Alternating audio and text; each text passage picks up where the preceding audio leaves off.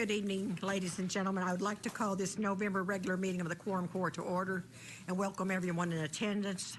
The prayer in the pledge is going to be handled by Tom Lundstrom. J.P. Lundstrom. Join me in prayer. Our precious Heavenly Father, we come before your throne of grace tonight, simply asking your blessing upon this meeting, asking and seeking your blessing upon the citizens of this great county that we live in, and ask that you would impart wisdom to each member of this court tonight to render wise decisions concerning the issues that lie before us. We also ask that you would put your protective hand upon our law enforcement agents as they protect and serve our county. We ask these things tonight in Christ's name and for his sake. Amen. Amen. I pledge allegiance to the flag of the United States of America and to the republic for which it stands, one nation under God, indivisible, with liberty and justice for all. Thank you, J.P. Lundstrom. Carly, Karen, would you call the roll, please? Daniel Balls, Harvey Bowman, Rick Cochran, Here. Robert Dennis, Here. Lisa Ecke, Ann Harbison, here. Sharon Lloyd, here. Tom Lundstrom, here. Eva Madison, here. Sue Madison, Joel Maxwell, here. Gary McHenry, here. Joe Patterson, here. Butch Pond, here. Bill Ussery. Here. Quorum present. Next thing we have is adopting of the agenda. There is a resolution to be added to the agenda involving interlock agreement for Farmington, which will be item number 221 plus 1 and 2, and also appropriation ordinance number 21.3 involving raises for the undergrade positions that were discussed on Monday night. Do I have a motion to accept the agenda as the motion agenda that is made? Judge? Yes, you're recognized, Rick. Thank you, Judge. Due to the length of our agenda tonight and the importance of item number 17, the millage being passed on this night, I would propose or move that we move it to just after item 8 to bring it up to the first item past the controller's report. We have a motion to move item number 17 up. Do I have a second? Do we have any discussion? All in favor say aye. Aye. Opposed, same sign. We will move that up after number 8. Judge. Yes. Yes, Daniel, J.P. Ball. Thank you, Judge. I'm going to ask that we remove item 16 from tonight's agenda. The reason being, I've had some discussions with some constituents, and I think I've got some better information to bring to the December meeting. I know there's people here to talk about it, but we also have a lot of items, and I would like to move that to the December meeting, if we could, please. That is your ordinance. Yes, ma'am. So I think you can move that without a motion. So is that not correct, Steve? Judge, he's got co-sponsors, so typically we allow that.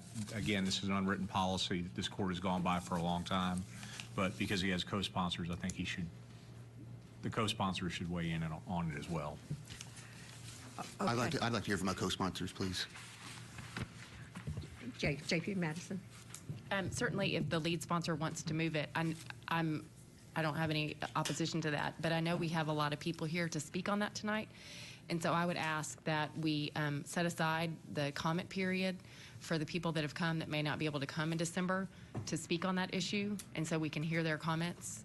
And then do the final vote in December. So that I think out of respect for the people that came in reliance on our agenda, that's what we should do. And once we're done with the agenda, I would then make a motion to suspend the rules to allow that to happen. So that's just my intention. Okay. Well, no, I can't do it yet. Okay, now, is this the only co-sponsor you have? Okay, you're in agreement with this? Okay. So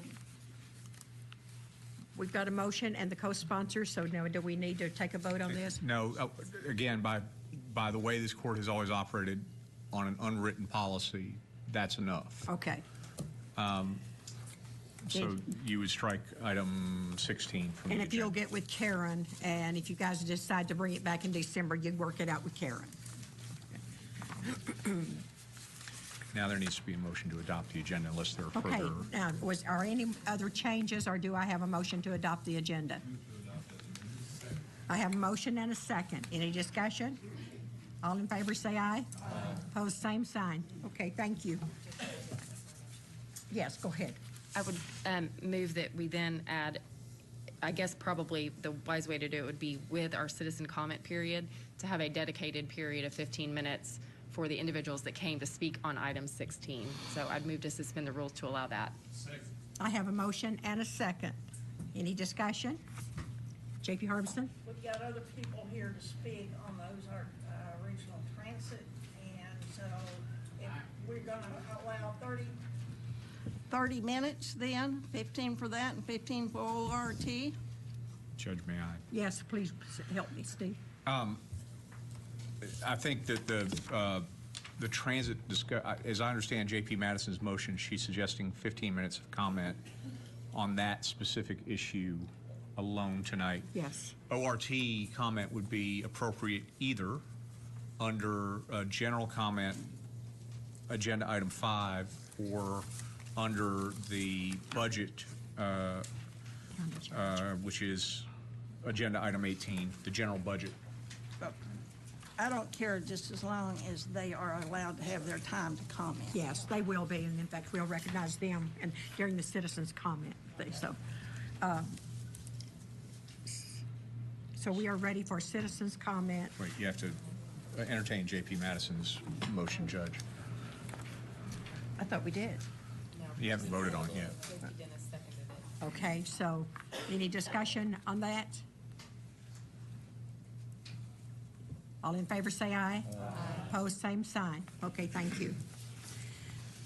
Now, we're going to have citizen comment. We've started doing this before the meeting because sometimes our meetings get quite lengthy, and I'd rather everyone that's here to be able to speak on the issues. We'll have 15 minutes, and each person will be allowed to speak 3 minutes each. I will just give you a sign to tell you when your 3 minutes is up. Please don't be offended because I do that to everyone. But anyway, the floor is now open for citizens' comments. And identify yourself, Mr. Gardner. Come right ahead and sit down. Ladies and gentlemen, my name is Joel Gardner. I'm the Executive Director of Ozark Regional Transit. I'm also a citizen of the City of Springdale and a citizen of Washington County. I wanted to take a moment this morning to request that we reopen the discussions regarding the cut that was made Monday night of $100,000 from the Ozark Regional Transit budget. I was unfortunately unable to be here.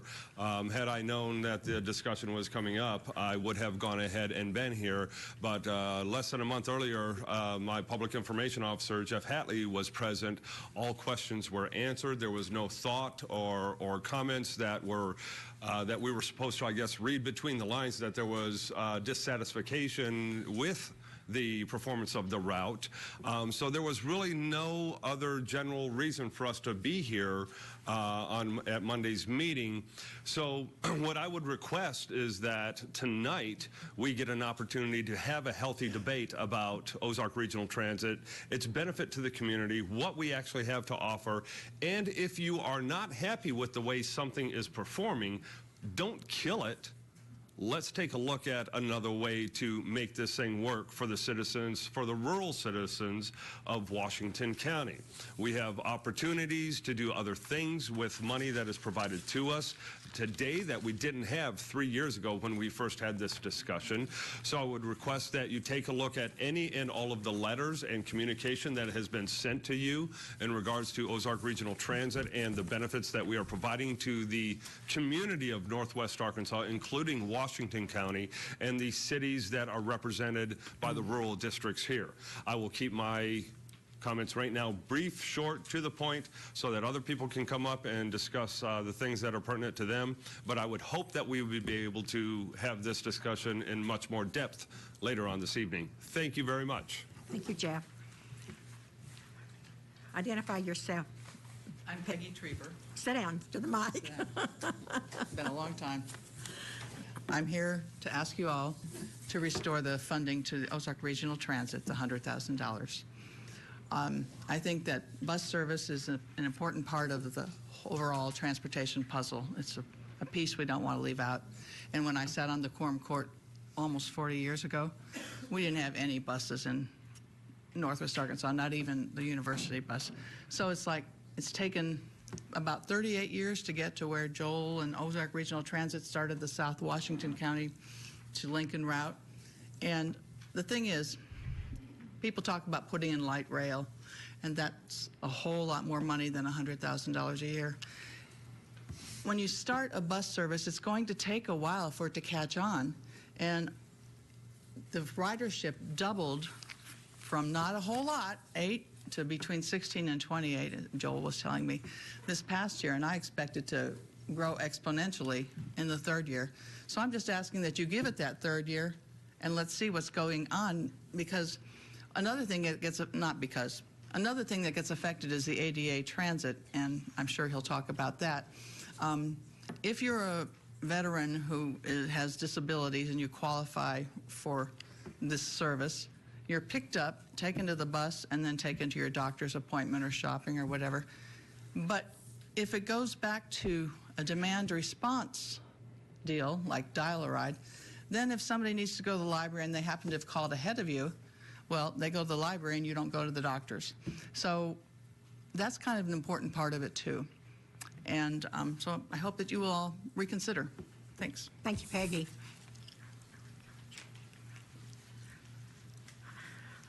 I don't miss this at all. I'm just going to tell you this right now. Identify yourself. I'm Rex Bailey. I'm from Springdale. I'm here representing Mayor Sprouse, the Chamber, and the Springdale Facilities Board, which I've been a part of for quite some time. There's no other reason not to cut. It took me 50 minutes to get from Lake Fayetteville to here, okay? We need Ozark Transit. I'm not a tax and spend liberal. A lot of you all have served with me, and I would not be supporting this if I didn't think it was a good deal. I serve on the Springdale Facilities Board. Our job is to bring businesses into Springdale, and we've done a good job. We've created 50% of the jobs in the state of Arkansas the last 5 or 6 years. If it wasn't for Springdale, Fayetteville, Bentonville, and Rogers, we would have had negative growth in the state of Arkansas. And I think you contribute a little bit up to Ozark Transit. I know Lisa will tell you they come out to Cargill. I go to work at 6 o'clock. They're already, bringing people in. We need Ozark Transit. And I would not be up here. I was most of y'all served with me, so you know how I am. If I'm up here, I believe in it. Mr. Zaga was our finance chair and a good friend of mine, and I voted against both of his budgets. And I voted against budget. But I believe in Ozark Transit. When we contact, especially bigger companies, one of the questions they ask is, do we have a transit system? One of the questions that the cookie company come in, one of the first things they ask, So that's 300 or 400 jobs in Springdale. What I wished you could reconsider this, because it's a needed in Northwest Arkansas. Thank you. Thank you, Rex. Good to see you too, Rex.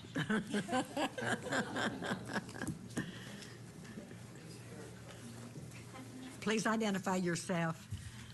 My name is Michelle Allen Winkler. I'm a citizen in West Fork, and I'm also here to ask you to please consider refunding that or not defunding it, because we are not growing yet, but we do need to grow, and if we don't have that support, it will be difficult to get people to come out to come to businesses there.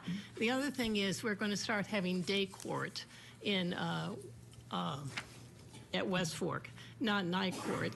And so we have a lot of people already who have DUIs and can't drive. So now they're going to miss their court dates perhaps because they can't get there, because probably their friends don't have a lot of cars either.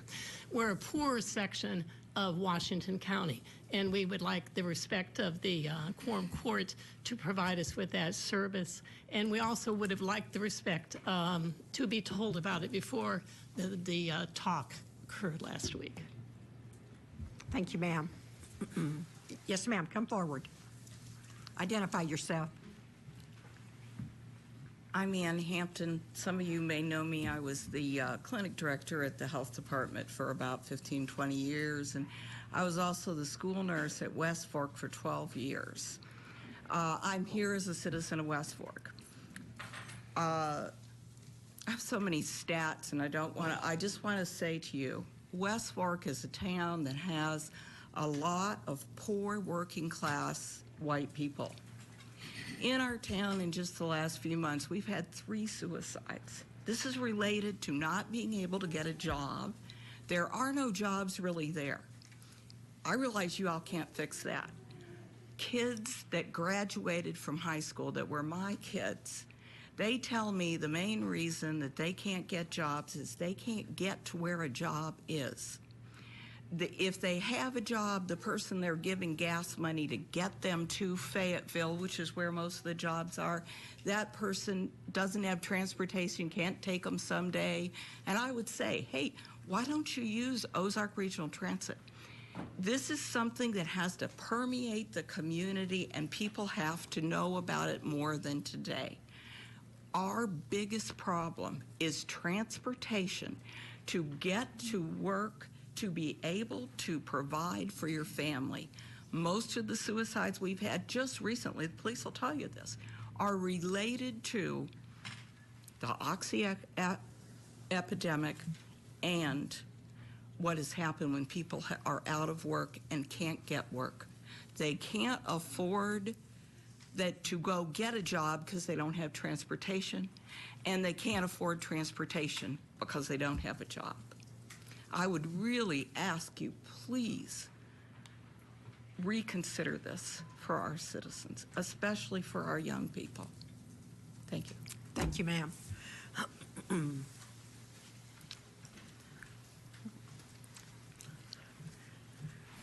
Good evening. My name is Chung Tan. I am the Director of Economic Development from the Fayetteville Chamber. Steve Clark sent me here today. He sends apologies for not being able to be here because he's attending the Walton Arts Center program, grand opening program. But anyway, I felt like I am the correct next person to speak after her because in Fayetteville, we are working very aggressively on the workforce development program.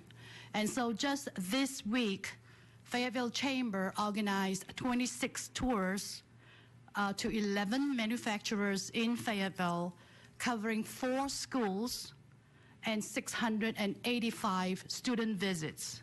And the reason for this is to introduce our students from West Fork, from Lincoln, from Greenland, to the possibilities of finding work in Fayetteville. They are good paying jobs. We have one manufacturer in Fayetteville that tells us that their starting pay is $13 an hour. The rest of them is at least $9.50 to $10 an hour. So these are good paying jobs. And so Ozark Regional Transit is our partner in order to finish this continuum. It's one thing to introduce them to possibilities of jobs. The schools do their best to get these kids prepared with the skill sets to do the job, but now we have to fill in the blanks with the transportation. So as far as Fayetteville Chamber is concerned, we believe that Ozark Regional Transit is providing the workforce resources that will benefit the economic development, not only for Fayetteville manufacturers, employers, but it also extends to Washington County.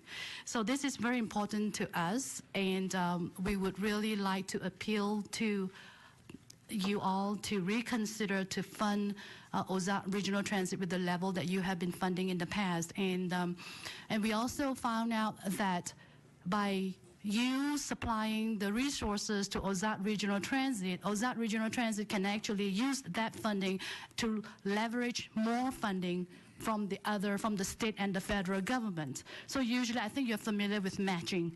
So if you give them $100,000, it's possible that they could apply for funding from the state and the federal government amounting to, let's say, $400,000. So that means Washington County now have the resources of $500,000 in terms of transportation. But if you remove that 100, you are missing the chance on the other extras. So that's something for you to consider. I hope that, like I said, thank you for your time to listen to us. Thank you very much. Yes, come forward.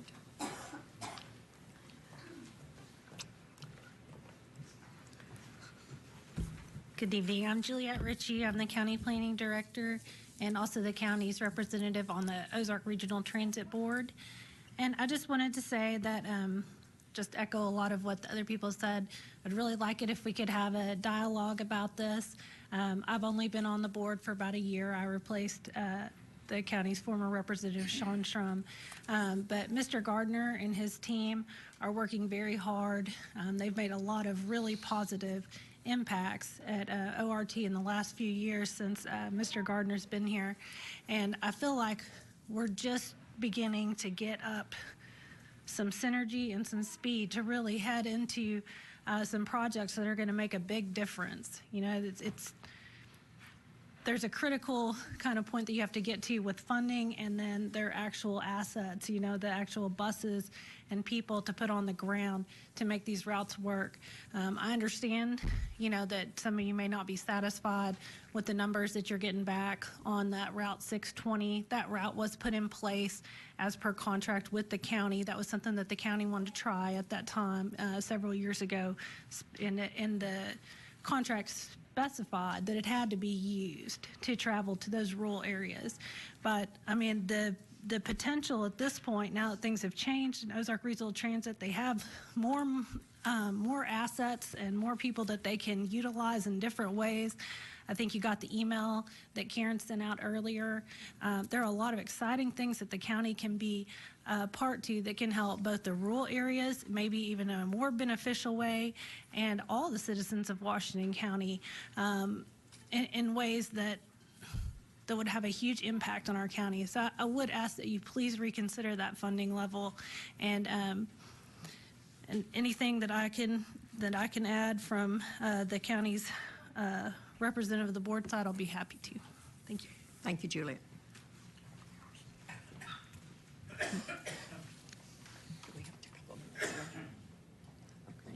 This will be our last one we get to recognize. We'll get it past our 15. Identify yourself, Mr. Grimm. I'm Bill Grimm. I'm mayor of Greenland. West Fork schools and Greenland schools are doing a good job getting our kids ready for the university. They're on the dean's list. I think we have a real transportation problem. A lot of those are in outlying areas. Their parents may not have a lot of financial resource. I know of one kid in Greenland that gets on the bus, goes into Fayetteville, goes to school, comes back, and without that route, that's all going to be gone. You can get on that bus in Greenland or West Fork, go up to Lot 56, interchange with Razorback Transit, get anywhere you want to on the campus. Or you can stay on the bus and go out to Lincoln or go out to Farmington to the NWAC facility out there and pick up some college credits. Without this transportation system, it's going to be logistically hard for these kids to do that. That's why I want to give this thing another, I don't know, 2 or 3 years, but to cut it off right now, I think you're doing a disservice to the folks instead of a service for the folks. Thank you. Thank you. Appreciate all the comments. Like I say, we will, I know that I will recognize Ozark Regional again during my judge's comments, so maybe we can talk about something there, but we're going to go ahead and move on. We have a very, very lengthy agenda, so we're going to move forward, but I do appreciate all the comments that you guys have talked about tonight. Okay, now we're ready to go for the approval of the minutes before we proceed. Madam Chair. Yes, you're recognized, J.P. Madison. I was just going to move approval of the minutes with 2 minor typos that I sent to Gurley. Go right ahead. I move approval of the minutes with the 2 minor typos I sent to Gurley. Okay, Carly, did you get them? Yeah. Okay. So I have a motion and a second. All in favor say aye. Opposed, same sign. Okay.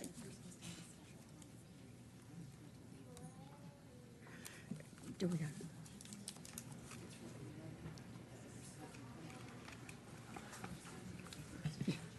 That's, Judge, I wasn't sure where we put it in the agenda, but they clearly. oh yeah, we're going to go ahead and let it be heard. So, and now we're going to go ahead with the people that have showed up tonight about the parental leave, because I know that if we're going to postpone this until December, some of you may not be able to come back. We'll have 15 minutes, and so it'll be 3 minutes each. So the first person that would like to speak, please come forward. Just come forward and identify yourself for the records. My name is Autumn Talbert. Go ahead and have a seat at the mic. Thank you, dear. Hi, my name is Autumn Talbert, and I'm a former county employee. I worked for the county on and off for several years, and then I was a state employee. I was a public defender, and I know that that's kind of a hybrid office. So you have county and you have state employees. And I'm here today to speak out and ask you to vote for the parental leave. I don't know that I'll be here at the December meeting, and I wanted to make my thoughts heard on that. I'm a mother of two. I used every sick day and every vacation day I could, and still had to take a lot of unpaid leave. Thank goodness I have a supportive family. And I was an attorney for the county and the state, and to be honest, made quite a bit more than many of our deputies make, many of our juvenile probation officers, many of our county clerks made, and it still was a hindrance on my family, and it was pretty financially devastating for me to have children and to stay home with them during the period of time I breastfed and recovered from my C-section. We have a lot of hardworking employees here at the county. I got to know many of them during my years here, deputies, and as I said, juvenile probation officers, county clerks, prosecutors, public defenders, road workers. And I know that many think this is, I know the newspaper called it extravagant. People have called it entitlement. I know that that was the same thought about sick leave and vacation leave many years ago. I would ask you to be a leader in the state of Arkansas and to have our county send a message to our county employees. I'm no longer a county employee, but I am a taxpayer, and this is the kind of policies I want my tax dollars to go toward. I want our county employees to know that we value them as mothers and fathers, and we value our families, and we want to have a strong community, and we want to keep our strongest employees in those positions when they do decide to have children. And I think it's important for mothers and fathers to both bond with their children, and I know that that may be something that's, you know, my parents, that wasn't the way they were brought up, but my husband does a lot of the parenting, and well, it's a 50-50. I work a lot of hours, and he works fewer hours, and it works for us. And so for that reason, I would ask you to please vote for this in December. Thank you. Thank you, ma'am. Yes, ma'am, come forward. My name is Beth Sylvester, and I live here in Fayetteville, and I'm also speaking in support of this, what I think is just critical family legislation. You know, as a country, we say that we value families, and we value the important role of strong families in our communities. And I think if we really value that, we have to be willing to make some of the sacrifices financially as as an organization that it takes to put the money behind those words.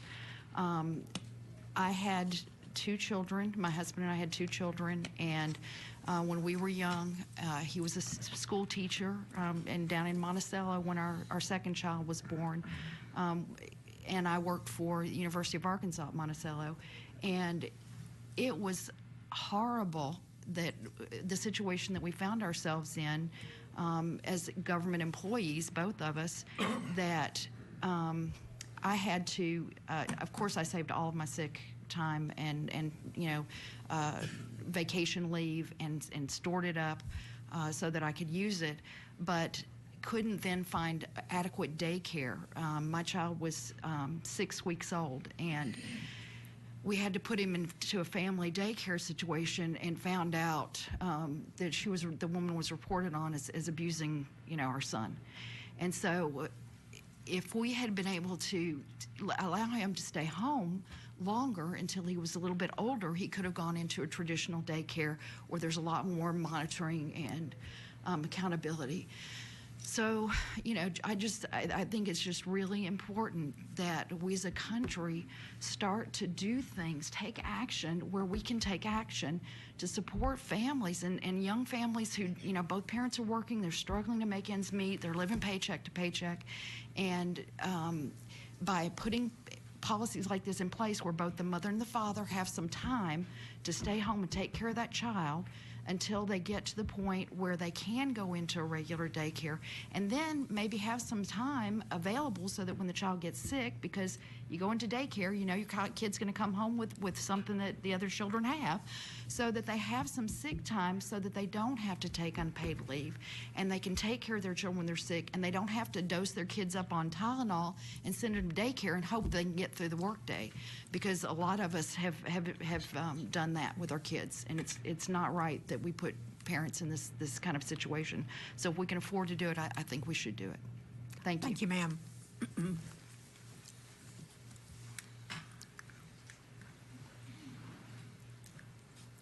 Have a seat and identify yourself, please. Thank you. My name is Liz Croft. I live here in Fayetteville. Thank you for giving me the opportunity to share my opinion with y'all tonight. It's come to my attention that the county is considering giving paid parental leave to its employees. I support this idea. We all know that the United States is the only industrialized nation to neglect to provide paid parental leave to our citizens. We can do better. Arkansas can do better. Washington County has an opportunity to catch up to the rest of the world and set a good example for the rest of our state. Public opinion is changing, and most people support some kind of paid family leave policy. We know that paid parental leave has its real benefits to families, including reduction of infant mortality, reduced stress on families, increased vaccination rates, short and long-term reductions in depression rates for mothers, increased rates and duration of breastfeeding. But employers reap the benefits as well.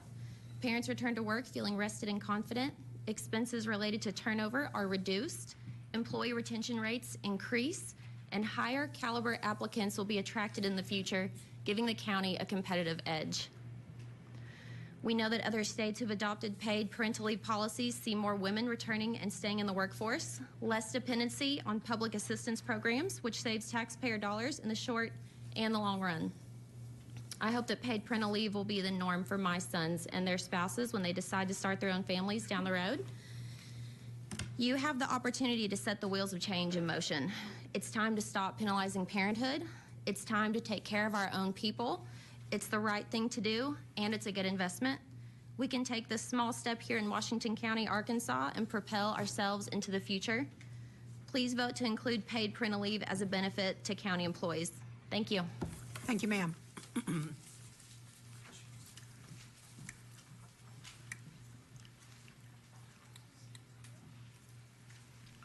name is Cynthia Nance. I live in Fayetteville. Take a seat and identify yourself. I'm sorry. Okay. My name is Cynthia Nance, and I live in Fayetteville, Arkansas. And many of the things I wanted to say in speaking in favor of parental leave actually were just said. So I'm going to take the macro view and just say this. There's been a lot of conversation about this being an entitlement, but in my view, this is a progressive and compassionate human resources policy that allows us to retain and attract the very best employees. The county's goal should not be to do the very minimum. The county's goal should be to set the example and to create a model that allows parents not to have to choose between critical bonding time with their children and the ability to support themselves. This is a policy that we can be proud of. Our goal, again, should be not to meet the minimum, but to be the very best and to lead. And I would just say, Madam Judge, since we only have 3 minutes, I think that both these policies, Ozark Transit and this policy, are both supporting working people, and so I speak in favor of both. And I only had 3 minutes, so I just threw them together. Thank you for your time. Dr. Nance. Anyone else? Well, yes, come forward. Go ahead. Thank you, Judge. My name is Courtney McNair, and I'm the Senior Planner for Washington County Planning. I spoke before about this, and I'll be back in December as well. I do support this, and before you had spoken, some of you feel like this benefits a very small percentage of employees, but I would like to remind you that actually when our coworkers are able to feel secure and have time so they're not stressed when they come back after having children, that benefits all of us. I'm not planning on any more children for myself, but I'm very in support of this so that my coworkers, both now and in the future, will feel like they can go and have their families and still come back and be ready to work and not stressed. you know, it wipes out your entire leave balance, and then you're stressed about sick time, you're stressed about how you're going to take care of your baby and how you're going to support your family. So I am very much in support of this, and I think that it does support not just those people having children currently, but all of your employees, because we get better coworkers that come back. Thank you. Thank you very much. Well, I appreciate all of you staying with us, because being as we're going to postpone this until, yes, if you've got someone else to speak. Okay, thank you very much. You'll have to stand up and make yourself known. Come right up to the well and give us your name. Hi there, I'm Bob Rodwiller. First off, I'd like to commend the group for putting this forward, because it's an effort that really strengthens the family bond between parents and a newborn and an adopted child. There's substantial evidence out there that affirms this, and I think it's very good that we should do that for the employees. However, since I've been home and I had some time after the hospital, I had some time to review this in depth. And as an county taxpayer, I would like to offer some questions that I believe should be answered going forward before I'm willing to say I think you should vote for this. The ordinance indicates that the county will provide up to 8 weeks of paid parental leave to an employee. Now, does that up to 8 weeks include, could it be less? Does it include sick leave, vacation leave, those kinds of leaves? Has there been a business case? Has there been a cost-benefit analysis of this run across this to perform and to come up with the reasons why the county should do this? The business case and cost-benefit should include questions such as, and answers to, and I've heard this over and over again, and I can speak with authority from this, but I'm going to bring this up. Some people are calling this an entitlement. So how do you justify this? Not as an entitlement, but rather an inclusion into the paid leave program that the county already has. That's one. How many employees quit because of not having a leave program like this? Where are the costs for recruiting replacement employees for those employees who have quit? What flexible work arrangements has been considered to include in this program for those people who can't afford those things? We need to look beyond just this. If you're going to put this kind of program together, think it through, look at other options, such as part-time work, job sharing. What about somebody who has a lot of vacation and sick leave? They want to donate to another employee for this. Has that been considered? How many employees of the market in the pool of Washington County of 600 thereabouts, right? How many will be affected by this? What are the costs to the county if an employee takes unpaid leave? There's cost to that. How many employees are expected to return to work after leaving work for a child, having a child, or having an adopted child? How many? That's got to be known. Has HR put together a draft policy of this? If not a draft policy, have they put together an outline describing what they're going to do, how they're going to implement it, and be successful in the implementation within 60 days? If not, why not? Also, with that draft, have they recommended or have they sat down and thought through how much time it's going to take to implement this program? How much time it's going to take to, I just got a couple more, because you're one of the questions I'm going to give you, because I've got 2 more minutes, 1 more minute. Let me finish up real quick. You want to hear this? This is public comment. This should be considered. Well, but the rules are 3 minutes. All right, let me just finish. You're interrupting me. You're taking my away from my 3 minutes. So let me finish. Okay, so then what are the total costs of the parental leave program? We need to know that as taxpayers. We're not saying that's not a good thing. We're just saying what are the total costs? And then once all these costs are known, how will the county pay for it? Big question. Will you pay for this through increased taxes to the taxpayer and millage rates increases and things like that? How about using existing resources you already have in the county? Has anyone thought about that? How about payroll deduction methodologies, comp time or overtime options or something like that? There's other consequences, unintended consequences. What about increased the teams that people work for? Sir, you've been 4 minutes, and I'm going to have to call your hand. I'm sorry. All That's right, rules and I've guidelines. got a lot more because I think get with the sponsor and see if he's interested in That's all right. your help. It's okay. Thank you. There's something to consider. There's a lot more if you want to talk about it. You know who I am. You've got my phone number. I'm easy to get to, so. Thank you, sir. Judge, that's all 15 minutes. Okay, that took the 15 minutes, and I appreciate each and every one of you. Now, anyone that feels like they want to leave because of this, you're welcome to, because I can tell you the evening is going to be long. We love your company, but it's up to you if you've got families, and I know most of you would like to go home to your children.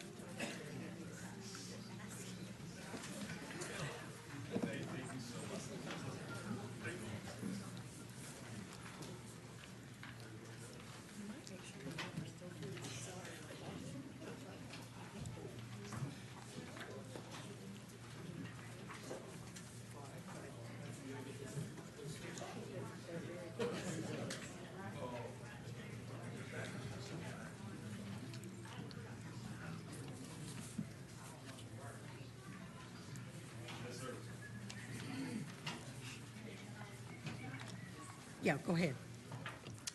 Thank you, Madam Judge. Maybe I can help us recoup some time tonight here. I've consulted with our attorney about the legality of what I'm about to propose, but I would move that we suspend the rules and read all ordinances tonight by title only, with the exception of 17 and 18. 17, 18, yeah. I have a motion and a second. All in favor say aye. Aye. Opposed, same sign. Okay, the next thing we have is our treasurer's report. Mr. Hill? Thank you, Judge. Hello, everybody. I will be brief. 7.1, look at the first line, the general fund. It began and ended below the $10 million threshold that I'm just myself comfortable with. Kind of went in panic mode, but earlier this month we had a $4.2 million property tax settlement for general, and today we set at $12.7 million in that fund. For the month of October, road and jail stayed about the same. If you look at the bottom of the next page, we ended the month with $33 million in the bank. The growth in Northwest Arkansas has been good in 2016. So far, if you combine the property tax and sales tax growth over 2015, it's about $1,027,000 over last year. And I do look for that trend to continue upward into 2017, but we'll just have to wait and see. The next three pages, 7.2, 3, and 4, are the three sales taxes that we have. All these were up for the month, and they should easily surpass my projections for 2016. Finally, 7.5 is the Nelson's insurance report. It began and ended a little over $2 million. That's all I have. Anybody's got any questions? Any questions for Mr. Hill? Thank you, Bobby. Next thing we have is our comptroller's report. Ms. Barber. 8.1 is the unappropriated reserves report.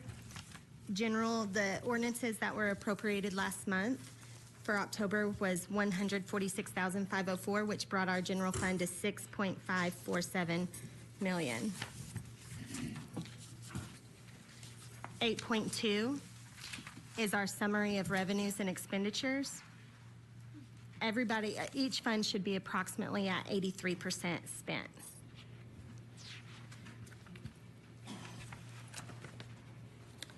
$8.3 is our statement of operations by department and fund, and it is the same. Each fund should be approximately 83% spent. Something I do want to call to your attention, I'm kind of backtracking, I apologize. On 8.2, the drug court grant fund, which is 3513, it shows that it's negative 10,711. That's actually an error on my part. Last month when we did the quarterly ordinance, I did not include a reduction that needed to be for that grant fund, which makes it look like that it's overspent, and it is not. And so I was coming to ask if you would mind if I go ahead and just clean that up in housekeeping rather than create an ordinance and do it now. So if you suggest that I need to put together an ordinance, then I can bring it in December. Thank you, Judge. Go on, second. I have a motion and a second. All in favor, say aye. Opposed, same sign. There's two more items that I'd like to bring to your attention as well. One is that everybody has heard about is the new overtime rule that will go into effect December 1st. That is going to approximately be, between all of the employees that fall below the threshold, $81,000. It affects our general, jail, and road fund. And again, that's something we can clean up in housekeeping if you approve, or we can create an ordinance doing so. And then the last thing was a position that's under my department for a part-time employee. We do have the money to cover the last expenses for December. However, it would create an ordinance to appropriate that and move it. So again, I was going to ask if I could clean it up in housekeeping. And so these items can be brought on December on an ordinance, or we can do it in housekeeping, whichever is best. Judge, I would move that we clean these up in a housekeeping ordinance. I have a motion and a second. All in favor, say aye. Opposed, same sign. And that is all I have, unless you have any questions. Any questions for Ms. Farber? Thank you, Ashley.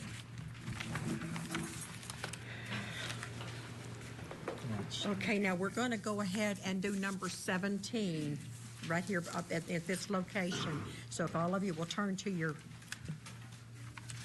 ordinance on that one. And let's see. Let me get my place here. Okay, J.P. Cochran. Thank you, Judge. Attorney Zega, would you read 17.1 by title only? That's one that we are not reading. That's right. That's what we're going. But before I do that, J.P. Cochran, if I may, I need to correct something I've been telling the court. I've been telling y'all have to pass the millage tonight. Mr. Butler pointed out to me that the General Assembly in the third special session this year amended 1414-904, and it now reads, the Quorum Court at its regular meeting in November or December of each year shall levy the county taxes, municipal taxes, and school taxes for the current year. So, not to tell you that it's not otherwise urgent, but I felt like you needed that update in the law from me, because it always bugs me when I didn't give you the right advice. With that, an ordinance levying the county, municipal, and school district taxes for the year 2016, whereas Article 7, Section 30 of the Constitution of the State of Arkansas requires the justices of the peace of each county to sit with and assist the county judge in levying the county taxes, and whereas Arkansas Code Annotated 1414-904 provides that the Quorum Court at its regular meeting in November, and that should now say or December of each year, shall levy the county, municipal, and school taxes for the current year. Now therefore be it ordained by the Quorum Court of Washington County, Arkansas, Article 1, the following taxes are hereby levied for the year 2016 for Washington County, Arkansas. Real estate personal property.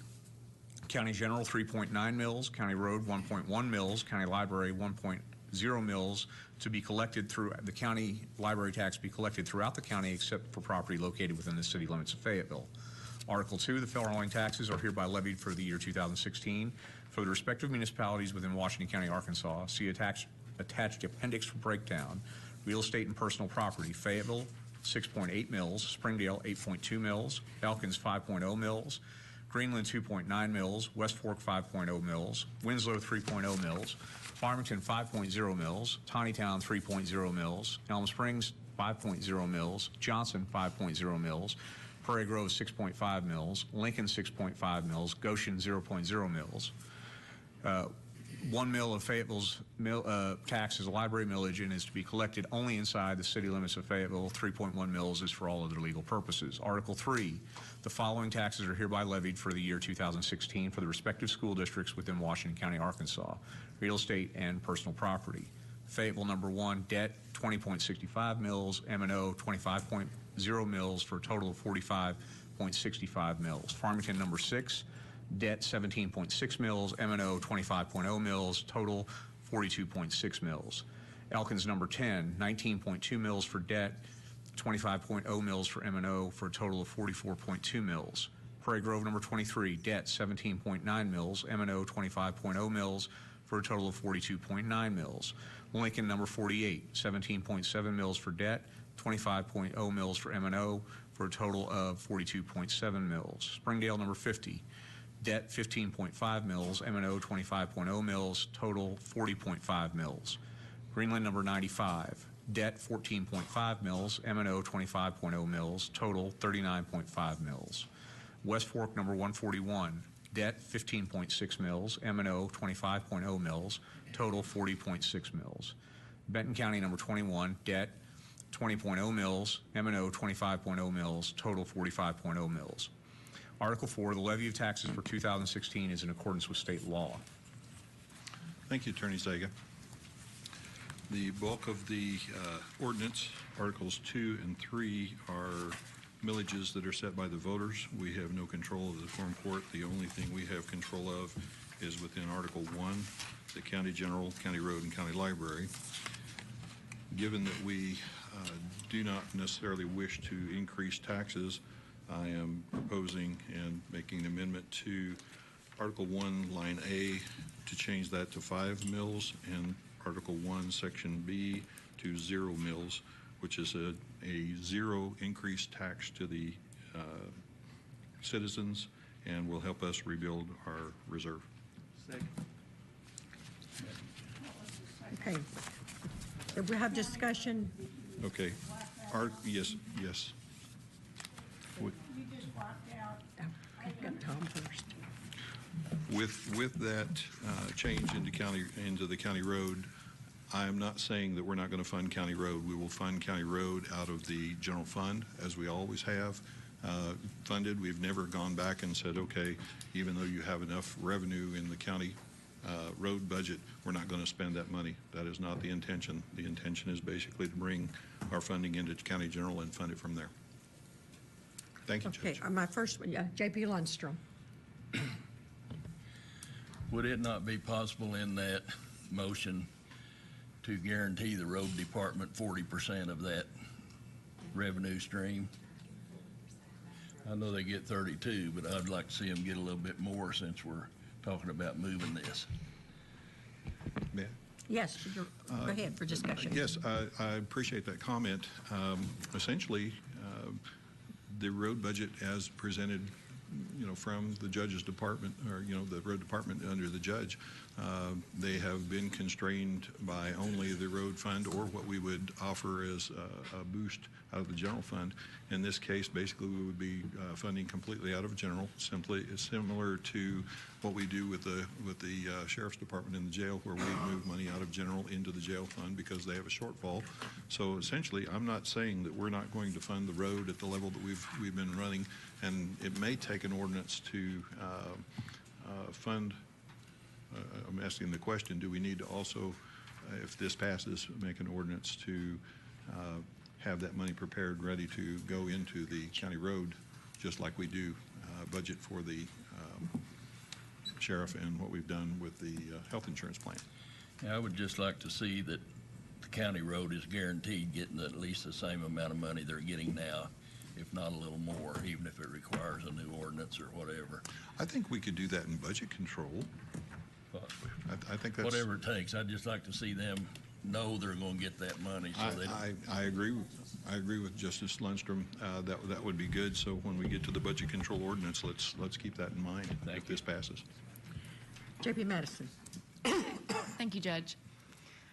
I've heard members of this court talk a lot lately about we shouldn't do things on an emergency basis. We should let ordinances go through their 3 readings. We shouldn't have emergency clauses and rush things through. And yet twice this week, I've seen someone bring up an item on the agenda, or bring up an item that wasn't on the agenda, and nobody had any notice of it, and nobody that was affected by it was here to speak on it. This is a dramatic change to our tax structure and the impact it would have on our cities. Everyone sitting around this horseshoe has part of a city, at least part of the city in their district. What this proposal does is it may leave the tax burden the same, but all we are doing is punishing our cities without any advance warning. Mayor Sprouse is not here. Mayor Jordan is not here. Mayor Groom left because he thought nothing was going to be affected. This court cannot operate like this. We cannot catch people by surprise like this. It's unfair to the citizens who want to voice their opinion on things that affect them. If we do this, we are going to take away money from all the cities for their roads. How does that help us? We are a county unified. It is not the rural versus the cities. To do this without any warning to the cities is embarrassing. If we do this tonight, we might as well just say that we don't represent the cities and we don't represent the people in those cities. Every one of my constituents lives in the city of Fayetteville. And think about how many city citizens live in your districts. Can you do that to those constituents? Can you do that to those mayors who have banked on that money coming in for next year? We have to be very careful about giving notice to the citizens in advance about things we're going to do in this court. And the way we have done it this week has been irresponsible. And this offends me. And I've heard it from people, and one person said it tonight, and I'm not going to be quiet about it anymore. We cannot operate this way. Thank you, Judge. J.P. Harbison. I agree 100% with Eva Madison. Fayetteville loses $503,118.23 if we do this. Springdale loses $328,895.71. Prairie Grove loses $13,220.57. West Fork, which is in my district, loses $4,860.85. Lincoln loses $4,428.76. And I can go on. What we do is that we the county roads would lose $544,000 and it would go into general fund. This is not the way to do this. This is unfair to our cities. They have not even been given a warning that we were thinking about this. I just am appalled that we could do this without at least having the cities to come in and have their say about it. Thank you. J.P. Lundstrom. Well, it seems to me that an awful lot of this money was taken away from the county without warning. In other words, I wasn't told that this land was going to be annexed and so forth. They just annexed it. And when they did, that reduced our tax revenue by over $1 million a year. I don't hear anybody, complaining about taking money away from the county without representation, but I don't recall any representation since I've been here on this issue. I remember the mayor of Springdale and Fayetteville coming when this first happened, and we left the money the way it was. And the mayor of Springdale said, I'm elected to represent the people of Springdale. Well, I'm elected to represent the taxpayers of the county of Washington. So, there's a conflict there. But I don't believe the cities have given us a lot of warning and a lot of opportunity to contend with them whether or not they should be able to annex a certain piece of land and take that revenue away from the county. Thank you, Madam Judge. Any other discussion? Yeah, you're recognized. When the cities annexed those parts of the county, we no longer have responsibility for maintaining those portions of the county. So the city takes on that responsibility, and the apportionment of all the millages is set by the population. And so if the population is in the county, we get the money. If it's in the city, they get the money. That's the way it goes. So to say that we've not been warned about this, we no longer have responsibility for those portions that once they become parts of the city, and so the money goes with it, and as it should. Thank you, Judge. Yeah, J.P. Ussery? I kind of agree with Ms. Masson that there are people that need due notice when we do something like this, and 100% of the people that I represent are in Springdale. And what I would like to do, I'm going to suggest that we table this until the next meeting and we decide and let those people be notified, and we get input from all the appropriate parties, and then we sit down and look at, is that what we want to do, or maybe we want to approach this from a different point. So, thank you very much. I do move that we table this until the next meeting. Okay, now, tell me exactly, are we just tabling this motion, or are we tabling all of the millage? It'll have to be all the millage, because this is part and parcel. And we have till December. And we have until December. Thank you, Ms. Gazagan. Getting daggers shot at me from some eyes, but that's correct. JP Ustry, we do have till December. Okay, we have a table and we have a motion. There's no discussion. So do we devote this or? Yes, ma'am, you need to. Okay, let's do a roll call to table this. Sue Madison? No. Joe Maxwell? Yes. Gary McHenry? Yes. Joe Patterson? Yes. Butch Pond? Yes. Bill Ussery? Yes. Daniel Balls? Yes. Harvey Bowman? Yes. Rick Cochran? Yes. Robert Dennis? Yes. Lisa Ecke? Yes. Ann Harbison? Yes. Sharon Lloyd? Yes. Tom Lindstrom? Yes. Eva Madison? No. So this has been tabled until Item 17. the next meeting, till December. I hope nothing happens to any of you. As long as we have a quorum. I hope you're all here kicking. Okay, we'll move on then with the number 17. Now we're going to go to number 18. No, I'm sorry, we're just going to read that, then we're going to go back to our original. Yeah. If I can find where I So am. now we're at number 9. Okay.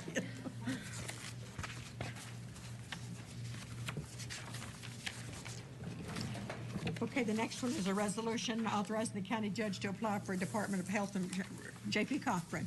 Thank you, Judge. Attorney Zega, are you ready with number 9 by title? Yes, sir. Thank you, please. A resolution authorizing the county judge to apply for a Department of Health and Human Services Administration grant on behalf of the Washington County Drug Court. Thank you, Attorney Zega. Renee Bybee has asked to speak on this one. Renee, are you here? There she is. Come on down.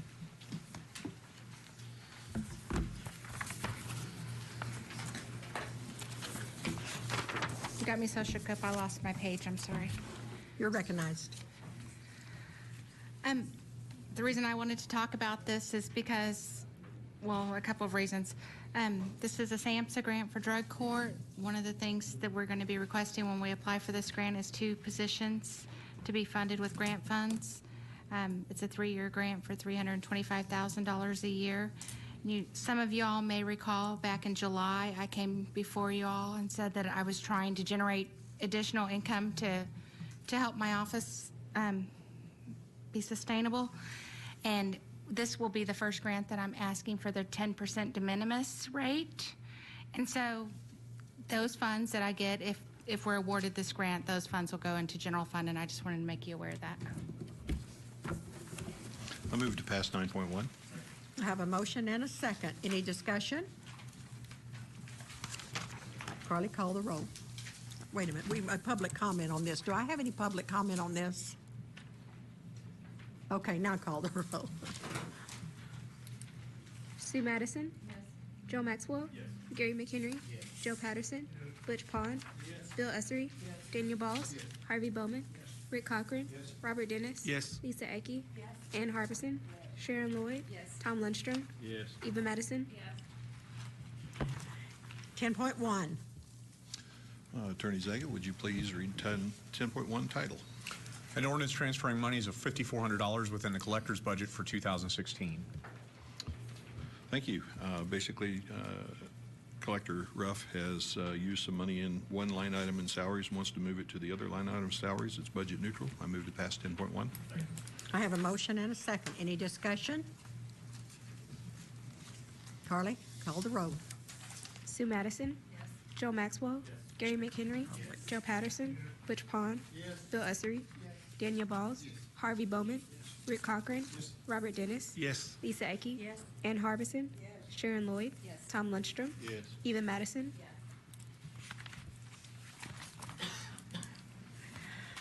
Number 11. Thank you, Judge. Attorney Zega, 11 by title only. An ordinance appropriating the amount of $14,659 from the general fund to the coroner's budget for 2016. Thank you, Roger. Where's Roger? Did he leave? Is our coroner? No, he's here. Oh, back in the corner. Come on up.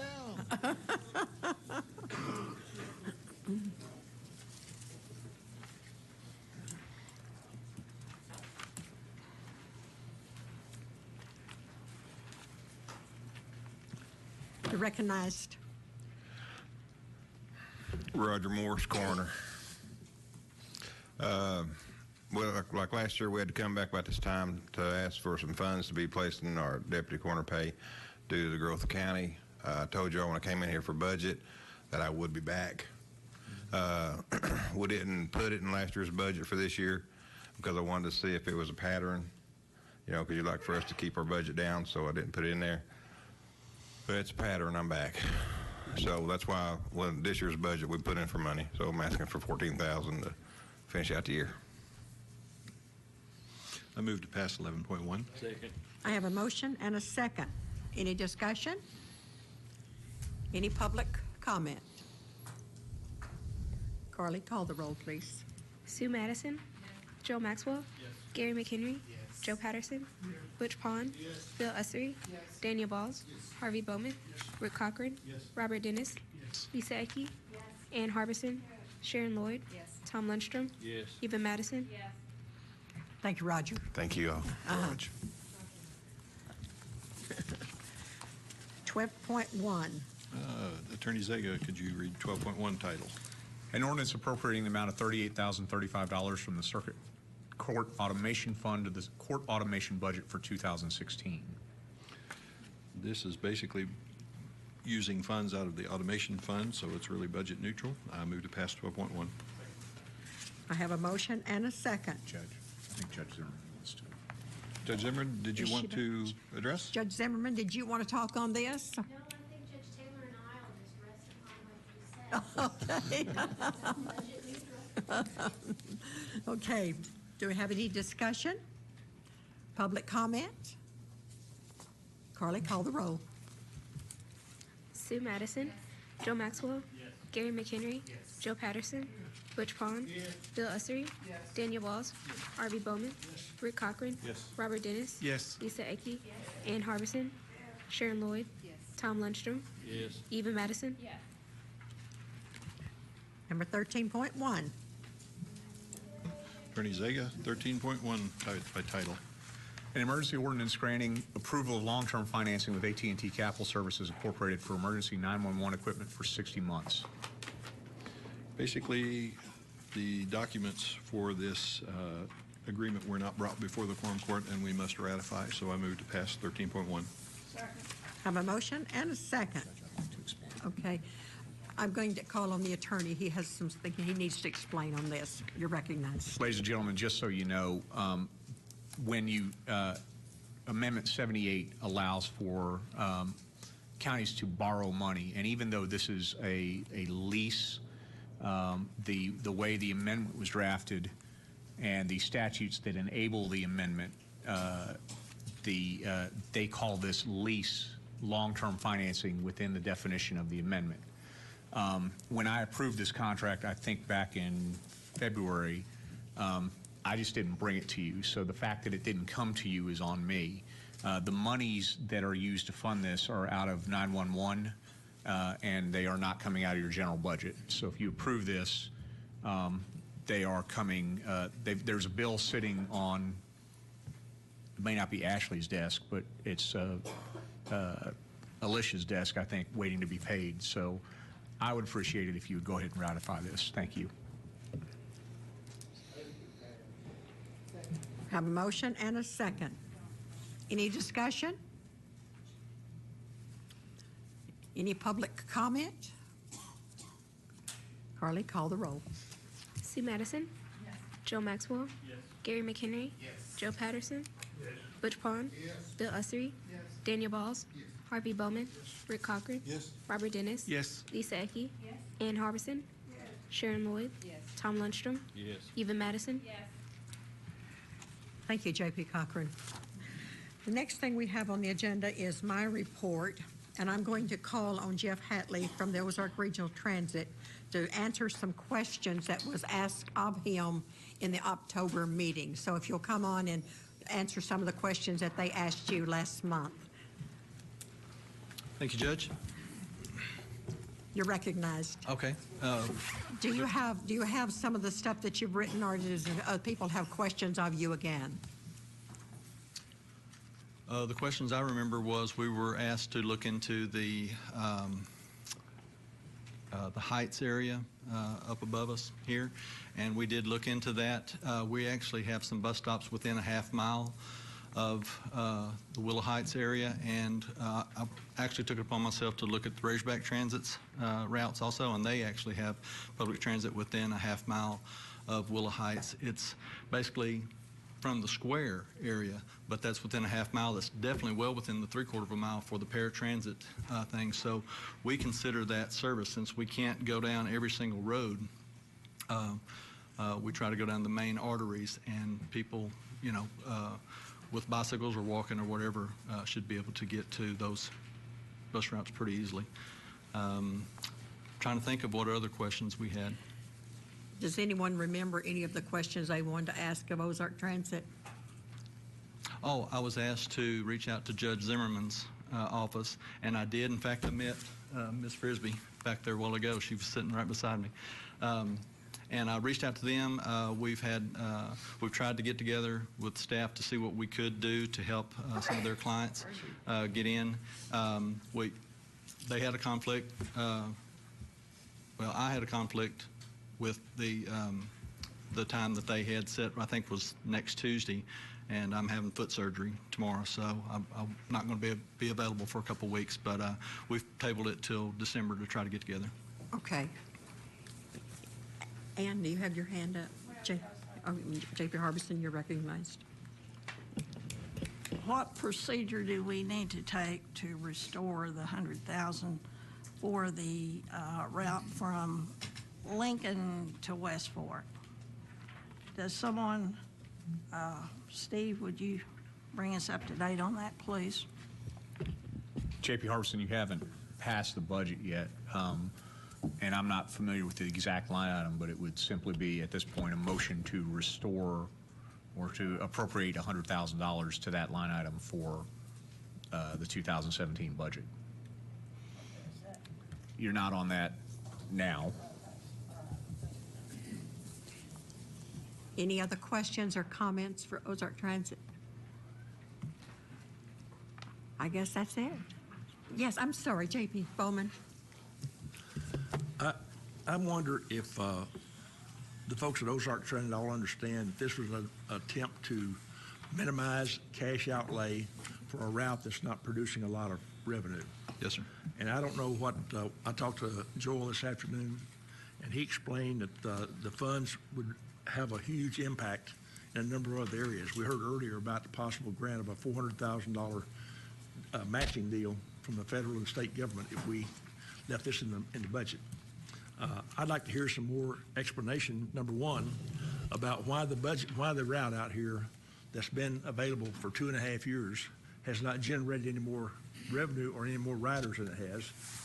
And I guess after hearing all the comments from the people here tonight, with schools and all the citizens in West Fork and other areas there that's concerned about the service, why in the world are we not seeing more riders on there?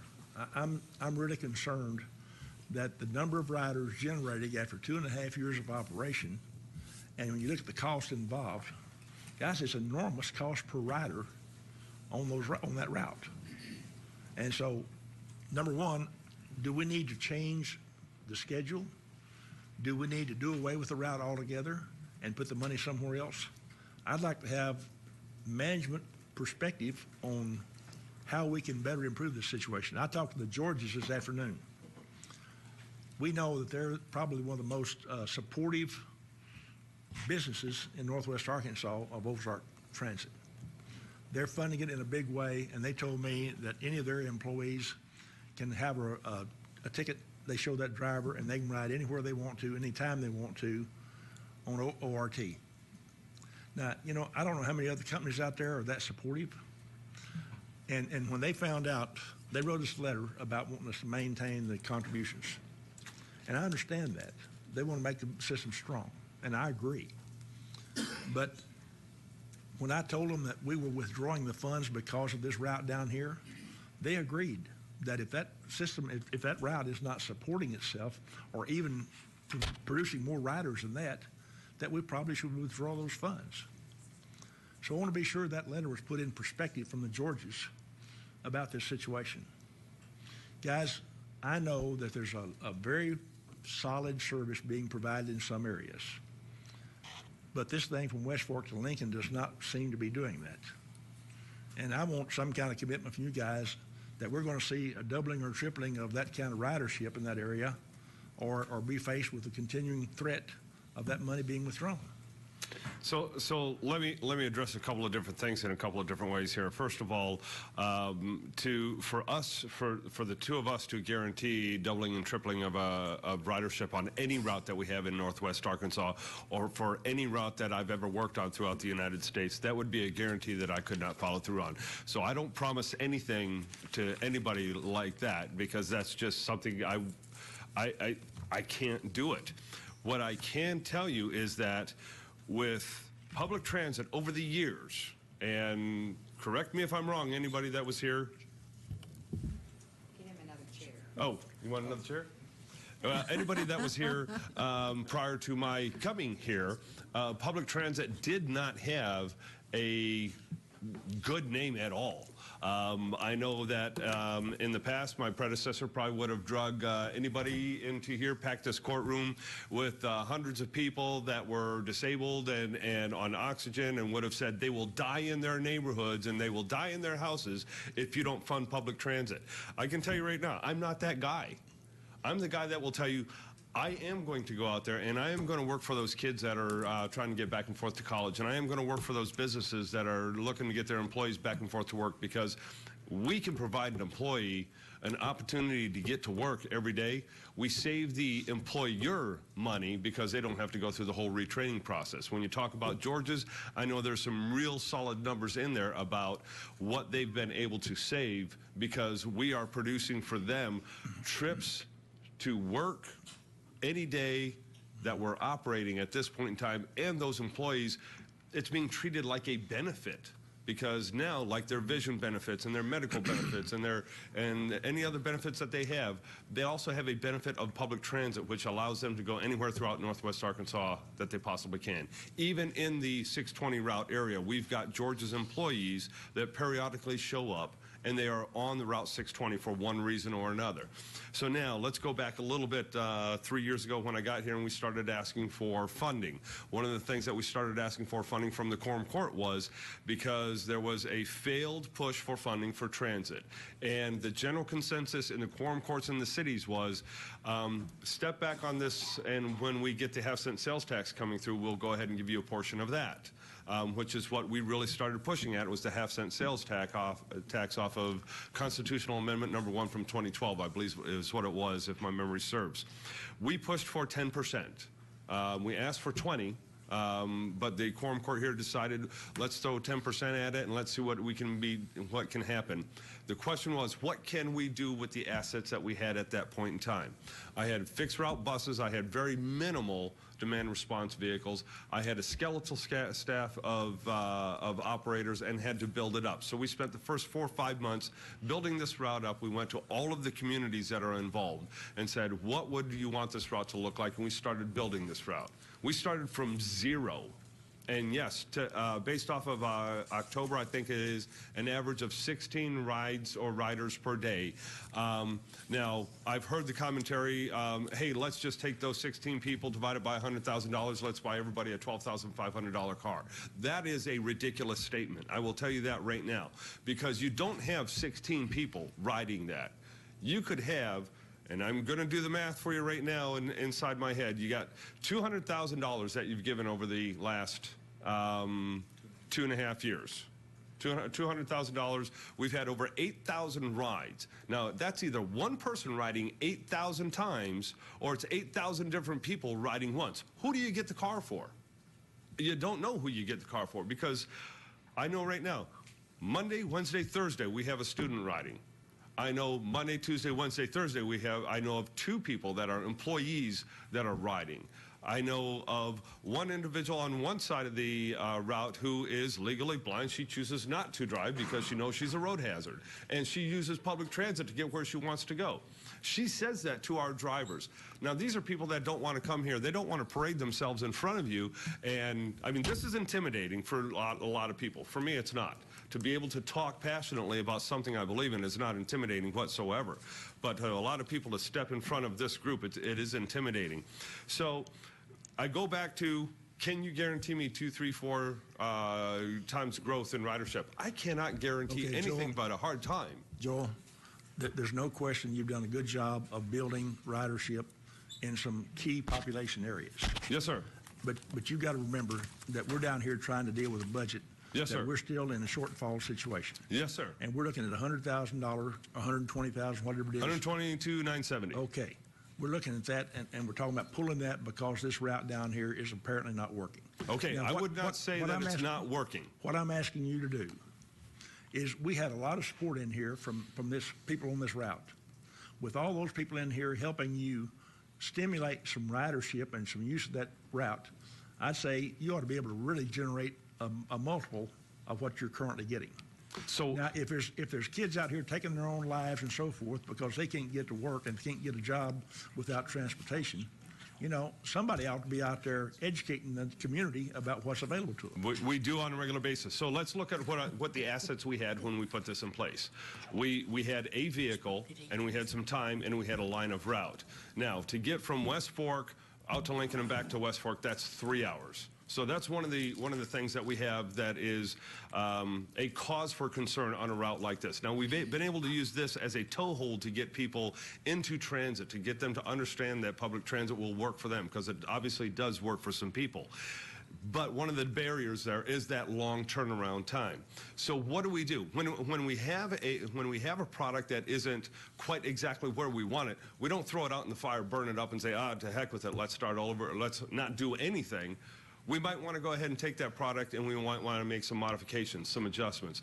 What has happened in the last 3 years since we've actually come to this agreement is that Ozark Regional Transit finds itself in a wide variety of additional communities. We find ourselves working with businesses. We find ourselves exploring different routes in different areas. Some of them are coming to fruition, and some of them are not. But one of the big things that we found ourselves in our partnerships with Razorback Transit is that we actually have gone ahead and garnered some federal funds. And I've currently got 400,000, roughly, plus or minus, I don't know, 50,000, setting out there on a federal fund that I slowly start building my local match to. Well, what we could do with this 123,000 over the next couple of years is we could actually invest a portion of that into more of these smaller demand response vehicles that allow us to get out to the counties much quicker, the county cities much quicker. We could modify the Route 620 and not have it a fixed route, but we could have the demand response service that we are so limited on right now because of our assets that we have, because I don't have the local match. We could put some of that money not only towards the asset purchase, but also the asset operation of those multiple vehicles dedicated to the rural citizens of the county. Yes, ma'am.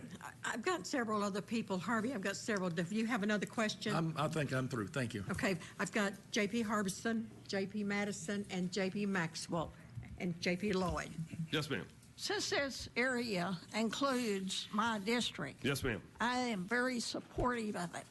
We've got the Fayetteville Chamber of Commerce recruiting businesses to come in here, and they are going to need employees for this. Yes, ma'am. This is kind of a slow process, but these people are going to have transportation in the south and west part of the county to get in. I know, I mean, if I were to look at it on the other side of the coin, I could argue that. But you have to have a vision to get something completed. Yes, you ma'am. know, in 4 years, we will wonder why we even had this conversation. I agree. I believe in 4 years that we will have a working transit system, maybe going all the way to Winslow by then. But, you know, it's not something that's going to happen overnight. If you don't have vision, you're going to die. Yes, ma'am.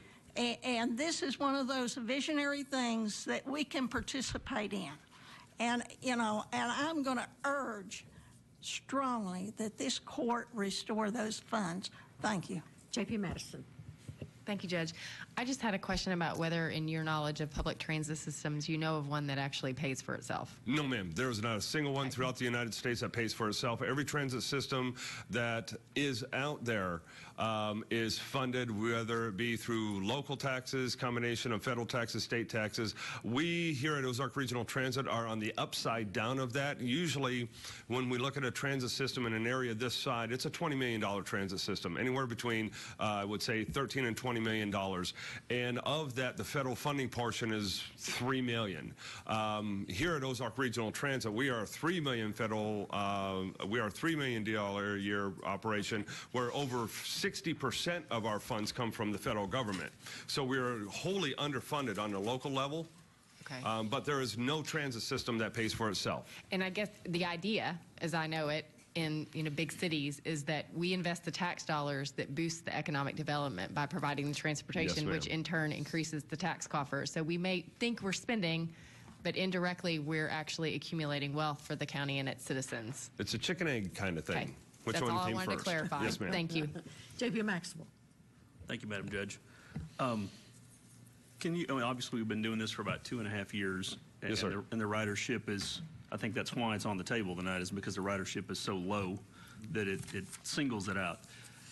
If 2.5 years is not enough, what, in your opinion, what's the appropriate amount of time to actually evaluate a trial and error period before you decide it was the right thing to do, or there was not enough sustainable ridership ever? I think at 2.5 years, it's a great opportunity for us to go ahead and take a look at it and see if the model that was requested is the correct model. Now, we can go ahead and start changing that model at this point in time, but I think that when we're looking at public transit, if we're not looking at anything less than 6 or 7 years, not to be considered a trial run, but if we're not looking at investing in it, for a extended period of time, then we should not have invested in it at all. Because now we're doing what was done years ago here in Northwest Arkansas, and that was, oh, let's put a route out there and then take it away. And then put another route out there and take it away. And put another one out there and take it away.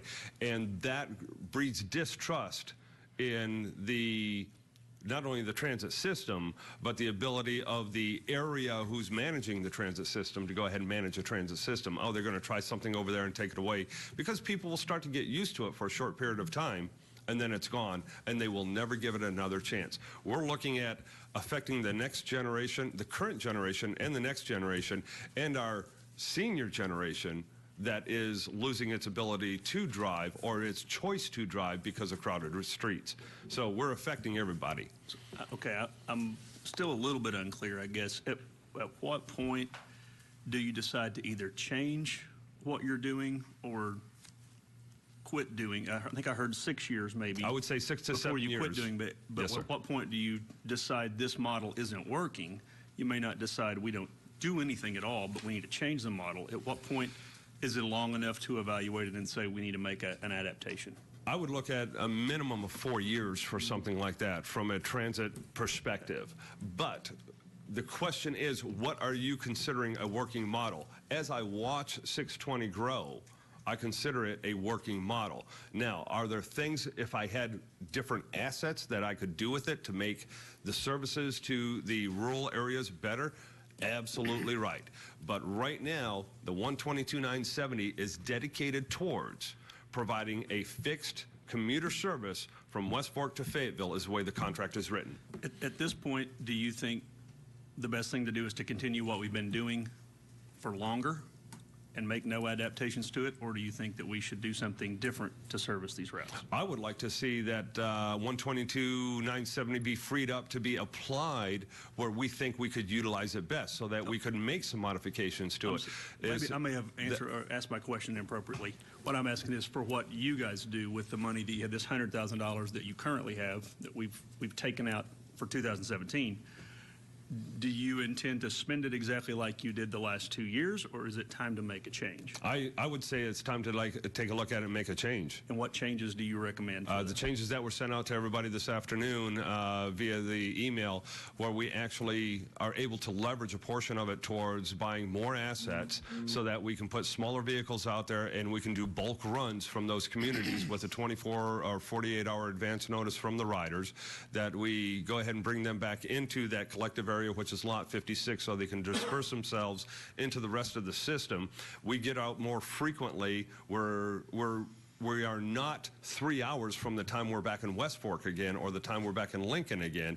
We are within an hour back and forth in a smaller vehicle that can handle small groups of people, including people with disabilities, and we are able to get off of that fixed route, which is, I'm going to say, Highway 71 going straight through Greenland. We're able to spread out a little bit onto some of the other side roads with these smaller vehicles, so it's no longer fixed route service, but it is a group demand response service. One last question. Sir. So at this point, we have about $100,000 or $124,000 to run that route. Yes, sir. And we're currently getting about, if you assume for generalization that every rider rides to someplace and then comes back, so it's about 8 riders, give or take, however you want to do the math, per day.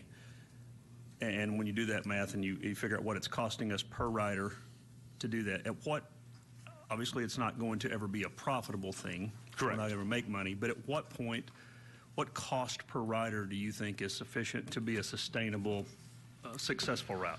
I've seen anywhere in a rural area as low as $20 and as high as in the 50s. Depending on the rural area, tribal area, that type of thing. And it is not necessarily what we think it is going to be cost sustainable. It is what we're able to do with the money that's provided. Because again, in public transportation, we do everything from the tribal areas of North Dakota to the downtown of Los Angeles. Just for the sake, so you said $20 up to? Up to, I've seen as high as $50 in tribal areas. Is that per one-way or round trip? That's per one-way trip. Okay. Thank you. You got it. Thank you very much. Yes, ma'am. It'll give them an opportunity to decide what they want to do between now and the time we talk about the budget. I appreciate your time, guys, Yes, very ma'am. much. The next thing I have is a memorandum was distributed to you this evening, and I've got several boards that need members appointed. So what I'd like to do is read the boards and just go ahead and read who it is and see if I could get your improvement on this. The Planning Board, I am requesting the following members be reappointed to their positions to the County Planning Board: Chuck Browning, Randy Laney, Robert Daugherty, and Walter Jennings. All 4 of these individuals have been an asset to the Planning Board and have agreed to be reappointed for another 4 years. The next one, we have Rural Development Authority. Benny Stout has resigned earlier from this position to the Rural Development, RDA. I would like to appoint Don Whittington of West Fork to fill this position. Ms. Whittington is president of the Homestead Homeowners Association, as well as a commissioner for the Washington County Improvement District 1, and will be an asset to RDA. Also, I am asking that John Self be reappointed to RDA. He has agreed that he will do it. He's been an excellent member. Washington Water Authority, Randy Oglin, Kate Trantham, Travis Edding, terms have expired on the Washington Water Authority. They have been an asset and they have agreed to be reappointed for another term.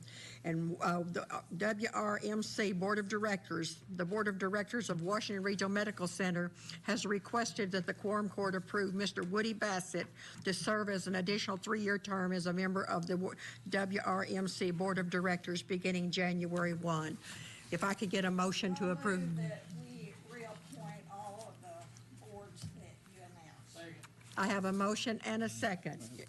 Yes, yes.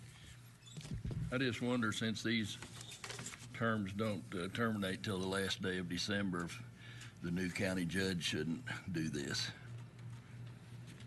I don't know, they just sent them to me, so. I know, but Whatever y'all want to do, if you want to wait until the new county judge. Karen, is that a problem?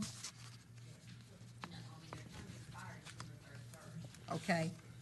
So they can't have a board meeting until this is decided? Till the new board comes in? Yeah. Now, I have no problem with that. These are just people that's, Well, it would probably go the same way it is, but I just think it would be a matter of courtesy to him to let him review these and see if, you know, that's what he would like to see. Just a suggestion. Why don't you make a motion? We got a motion on the floor. We already have a motion we got to deal with. okay? Do you need something, J.P. Madison? I'd like to make a motion to table it until, indefinitely would be the best way, but I have a motion and a second. Any discussion? All in favor of tabling this? Karen? What? yeah, January would be fine. We said indefinitely, but January I think would be fine. Well, Judge, Go ahead. once you put a time on, once you put a time on it, it becomes not debatable. An indefinite table is usually used to kill something, and that's why it becomes debatable. But But we can't continue past this term. Can we table something till the next term? yeah, I think you can, because, yes, it's not like an ordinance. It's a motion confirming. The next court could conceivably not ratify this, but so you can't debate this one now that you put a time on it. Okay, so, Karen, you got something on you? Okay. Carly, call the roll, please. Sue Madison. Joe Maxwell. Gary McHenry. Joe Patterson. Butch Pond. Bill Ussery. Daniel Balls. Harvey Bowman. Rick Cochran. Yes. Robert Dennis. Yes. Lisa Ecke. Ann Harbison. Sharon Lloyd. Tom Lundstrom. Yes. Eva Madison. I will see that Karen gets this list, and then she can handle it according to the new judge when he comes in. And the next thing I have is I want to report that Mr. Bill Bradley from the Washington Regional Hospital is going to retire. He is retiring on a full-time position, but he will be available until the next 2017, probably help on part-time basis for at least a year. And the president and the CEO of Washington Regional called me to let me know the county that he would be retiring. Now, there was a press release, but I did not see the press release. But I just thought it was a courtesy for you guys to be aware that Bill is retiring, and they will be looking for a new director. So, and that concludes my report. So we will move on to wherever we got next.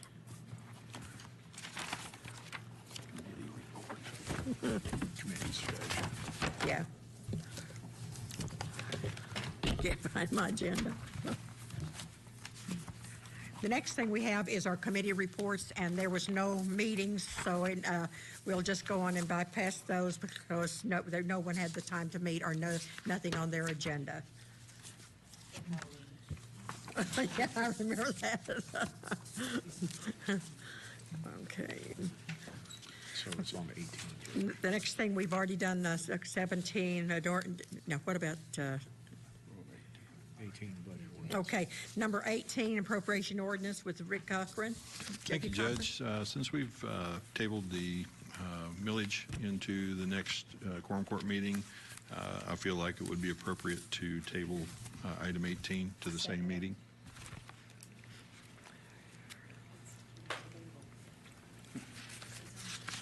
Now, this is the budget? Yes. So we're tabling the budget until Right. next?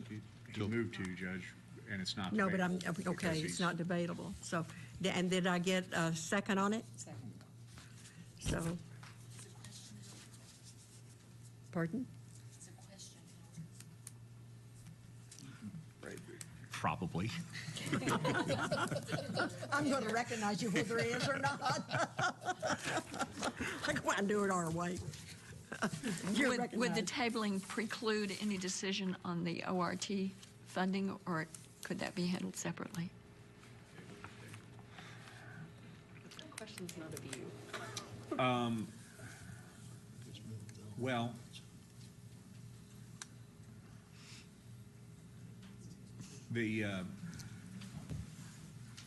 I think you could, because it's not on the agenda, I don't know that you would be precluded from making a motion sort of off the agenda to restore it and then talk about it in the full ordinance as it, assuming that J.P. Cochran's motion passes to table. In other words, you make a motion tonight to say, I want $100,000 back in that line item, and that becomes part of the budget that you discuss and eventually pass in December. And that would be after this motion presumably passes. Before you adjourn tonight, at some point. Thank you. So, do we need to do a roll call? don't we? I would do a roll Let's call. do a roll call, Carly. Sue Madison. Joe Maxwell. Gary McHenry. Joe Patterson. Butch Pond. Bill Ussery. Daniel Balls. Harvey Bowman. Rick Cochran. Robert Dennis. Yes. Lisa Ecke. Ann Harbison. Sharon Lloyd. Tom Lundstrom. Yes. Eva Madison. 11-4 is tabled. So that is tabled until the next scheduled meeting, whenever that's going to be. Yes, J.P. Madison. Madam Judge, I would make a motion that we restore the ORT funding that was cut from the budget. Second. I have a motion and a second. Yes. I didn't understand the stipulation that we had told you how to spend the money, so I would like whatever this motion to entail that you have the flexibility to do the alternative plan that you wanted. So I don't know where the strings attached came from, Judge, I have a question. but I want to undo those strings. We have a question from the attorney here. And Joe, you correct me if I'm wrong about this. I seem to think we have a contract with you, do we not? Yes, sir. Yes, sir. And that's why the funds are obligated, part of the reason the funds are obligated in the way they are. It is stated in the contract that Right. they would be used for fixed route services That's between what I West thought. Fork and Lincoln. You are free as the court to, obviously, to defund that contract without penalty, but that's why the strings are attached to it in the way they are. I mean, obviously, the judge is the one that enters into contracts, so I don't know, but I want the motion to include the freeing up of that to give you the option to do what's more efficient with the money. Yes, ma'am. So, I'll accept it. Okay? So we have a motion on the floor to add this back to our 2017 budget, removing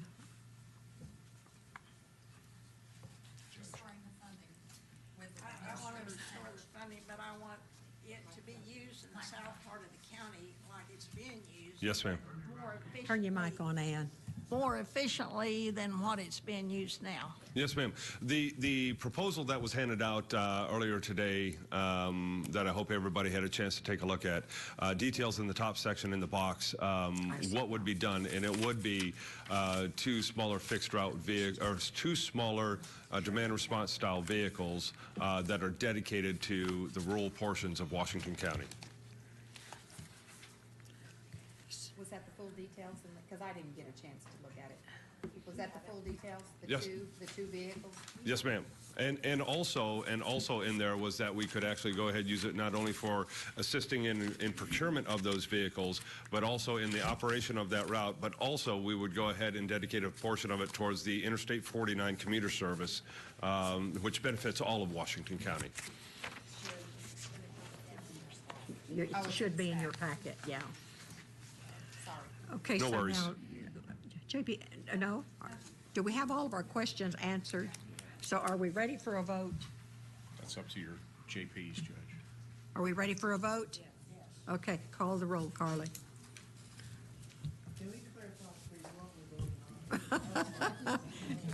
You are reinstating the $100,000 from ORT back to the budget.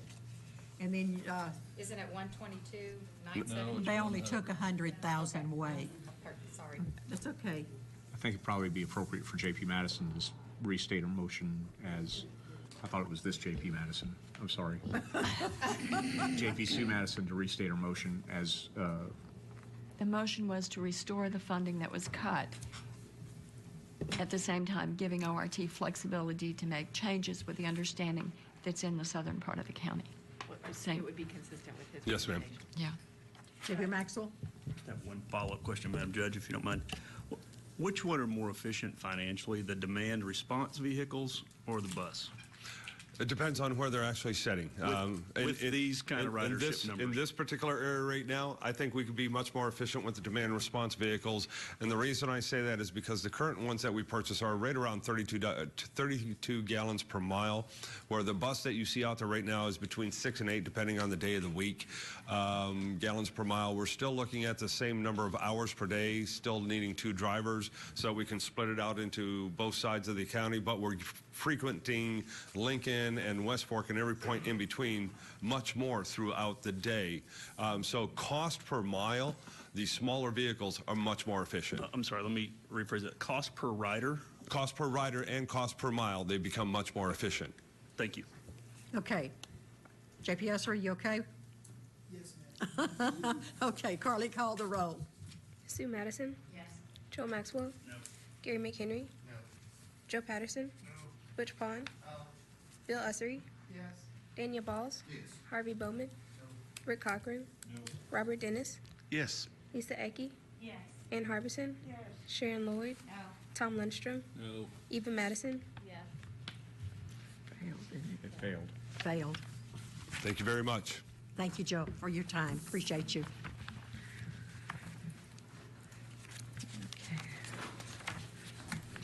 Okay, before we proceed, would everyone like to take a break for about 5 minutes? We just have No? one more thing. Oh, okay, Get it done. okay. Yeah, I got ahead of myself then. Okay.